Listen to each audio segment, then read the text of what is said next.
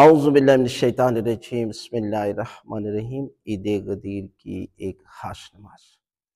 عید غدیر عید اکبر ہے اور اس کی بڑی فضیلت ہے۔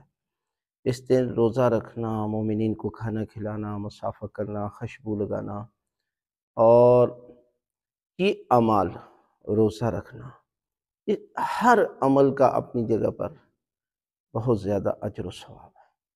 لہذا آپ عید غدیر کے دن کی ایک خاص نماز ہے اور اس طرح پڑھنے سے اس کا اجر و ثواب اتنا ہے کہ جس طرح آپ غدیر خم کے موقع پر اللہ کے رسول کے ساتھ یعنی شامل ہیں، یعنی ہر بندے کی حسرت ہے کہ وہ 1.25 حاجیوں کے مجمع میں موجود ہو، تو عید غدیر کے دن یہ 2 رکعت نماز آپ پڑھتے ہیں تو یہ سمجھے کہ آپ غدیر کے میدان میں ہیں۔ وہ کیا ہے کہ وہ 2 رکعت نماز عید غدیر قربتاً للہ۔ پہلی رکعت میں سورہ الحمد کے بعد آپ نے 10 مرتبہ سورہ توحید کی تلاوت کرنی ہے، 10 مرتبہ سورہ قدر کی تلاوت کرنی ہے اور 10 مرتبہ آیت الکرسی۔